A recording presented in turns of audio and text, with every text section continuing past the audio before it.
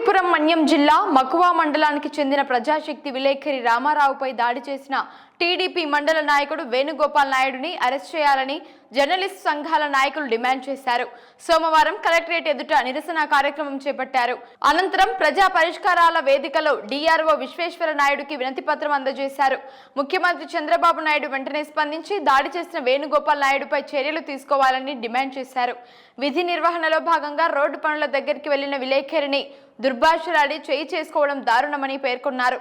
చంపుతానని, భార్య బిడ్డలకు దూరం అవుతావని బెదిరించడం సమంజసం కాదని చెప్పారు. మన్యం జిల్లా మక్కువ మండలం ప్రజాశక్తి విలేకరి రామారావు మీద దాడి చేసినటువంటి టీడీపీ నాయకులైనటువంటి వేణుగోపాల్ నాయుడు అతని అనుచరులను వెంటనే అరెస్ట్ చేయాలని చెప్పి ఏపీయూడబ్ల్యూజేతో పాటు వివిధ జర్నలిస్టు సంఘాలన్నీ కూడా డిమాండ్ చేస్తూ ఈరోజు కడపలో డిఆర్ఓ గారికి మెమరాండం ఇవ్వటం జరిగింది. ఎమ్మెల్సీ ఎన్నికలు జరుగుతున్నటువంటి సందర్భంలో అక్కడ ఉన్నటువంటి టీడీపీ నాయకులు చేస్తున్నటువంటి అరాచకాలను వెలుగులోకి తీసుకొచ్చినటువంటి ప్రజాశక్తి విలేకరి రామారావు మీద ఎప్పటి నుంచో కసి పెంచుకున్నటువంటి వేణుగోపాల్ నాయుడు అతని మూకలు రోడ్డు పని సందర్భంగా చూసేందుకు వెళ్ళినటువంటి అతని మీద భౌతిక దాడి చేయడం, నీ భార్య బిడ్డలను నిన్ను చంపేస్తామని చెప్పి బెదిరించి బాహాటంగా హెచ్చరించటం చాలా తీవ్రమైన చర్యగా మేము పరిగణిస్తూ ఉన్నాం. ఇటువంటి అల్లరి మూకలను తెలుగుదేశం పార్టీ నుంచి చంద్రబాబు నాయుడు గారు, లోకేష్ గారు, అదేవిధంగా కూటమిలో ఉన్నటువంటి పవన్ కళ్యాణ్ గారు బహిష్కరించి రాష్ట్రంలో పత్రికా స్వేచ్ఛను మేము కాపాడుతామనేటువంటి సందేశాన్ని ఈరోజు రాష్ట్రంలో ఉన్నటువంటి ప్రజలకందరికీ, జర్నలిస్టులందరికీ కూడా ఇవ్వాల్సినటువంటి అవసరం ఎంతైనా ఉంది. ఒక పక్క ముఖ్యమంత్రి తర్వాత కూటమి నాయకులందరూ కూడా జర్నలిస్టులపైన దాడులు జరిగితే తీవ్రంగా వాటిని ఖండిస్తున్నారు. ఎమ్మెల్యేలైనా సరే తీవ్రంగా హెచ్చరిస్తూ ఉంటే ఇక్కడ ఉన్నటువంటి ఈ మండల నాయకులు బరి తెగించి ఈ రకంగా ప్రవర్తించడం అనేది హేయమైన చర్యగా మేము భావిస్తూ ఉన్నాం.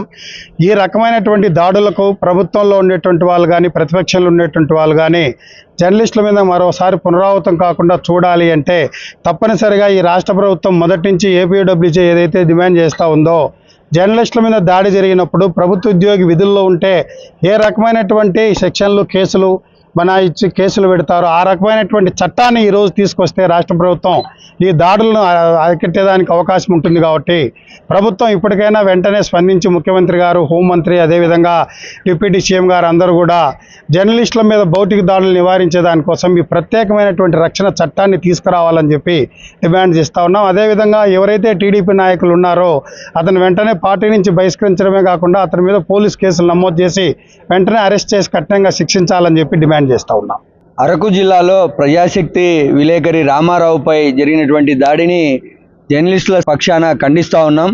ఏదైతే ముఖ్యమంత్రిగా బాధ్యతలు స్వీకరించాక నారా చంద్రబాబు నాయుడు మీరు ఇక స్వచ్ఛందంగా మీరు మీ వాయిస్ను వినిపించవచ్చు అని చెప్పి, కానీ అదే పార్టీ నాయకుల ద్వారా భౌతిక దాడులు నేడు జరుగుతూ ఉన్నాయి. దీనిని బట్టి చూస్తే నోటితో ఒకటి చెప్పి నొసటితో వెక్కిరించిన చందంగా ఇప్పుడు పరిస్థితి ఉంది. కాబట్టి తెలుగుదేశం పార్టీ ప్రభుత్వం కావచ్చు, లేదా ఆ పార్టీ నాయకులు కావచ్చు, ఆ పార్టీ అధినేత చెప్పినటువంటి దానిని తూచా తప్పకుండా పాటించాలని జర్నలిస్టులుగా కోరుతా ఉన్నాం. ఏదైతే జర్నలిస్టులపై దాడులు చేస్తే ఖచ్చితంగా కఠినమైన చర్యలు తీసుకునేలాగా ప్రభుత్వం చర్యలు తీసుకోవాలి. ఊరికే మాటల వరకే పరిమితం అవుతూ జర్నలిస్టులపై దాడులను అరికట్టకపోతే మాత్రం జర్నలిస్టులు అందరినీ ఒక తాటిపై తీసుకువచ్చి జర్నలిస్టుల సంఘాల ఆధ్వర్యంలో రాబోయే రోజుల్లో ఈ ప్రభుత్వానికి బుద్ధి చెప్పేలాగా ఆందోళన చేస్తామని ఈ సందర్భంగా హెచ్చరిస్తా ఉన్నాం. రాష్ట్ర హోంమంత్రి అనిత గారి నియోజకవర్గానికి కూతవేటు దూరంలోనే పక్క జిల్లాలోనే ఒక జర్నలిస్టు ప్రజాశక్తికి సంబంధించినటువంటి రామారావు గారు అనేటువంటి ఒక జర్నలిస్ట్ మీద ఈ విధంగా భౌతిక దాడులకు దిగటం తెలుగుదేశం పార్టీ నాయకులకు కానీ, కూటమి ప్రభుత్వ నాయకులకి ఏ విధమైనటువంటి చర్యగా తీసుకోవాలి అని చెప్పేసి నేరుగా చంద్రబాబు నాయుడు గారిని, లోకేష్ గారిని, పవన్ కళ్యాణ్ గారిని అడుగుతున్నాను. ఈ కూటమి ప్రభుత్వం వచ్చిన తర్వాత పెద్ద ఎత్తున జర్నలిస్టుల మీద దాడులు జరుగుతున్న పరిస్థితి అయితే ఉంది. ఈ పక్కన అనంతపురం దగ్గర నుంచి ఆ పక్కన శ్రీకాకుళం జిల్లా వరకు కూడా అనేక మంది జర్నలిస్టులకి 9 నెలల కాలంలోనే దాడులు జరిగాయి, వేధింపులు జరిగాయి. ఫోన్లలో ఇప్పటికీ కూడా వేధింపులు జరుగుతున్నటువంటి పరిస్థితి అయితే స్పష్టంగా కనిపిస్తుంది.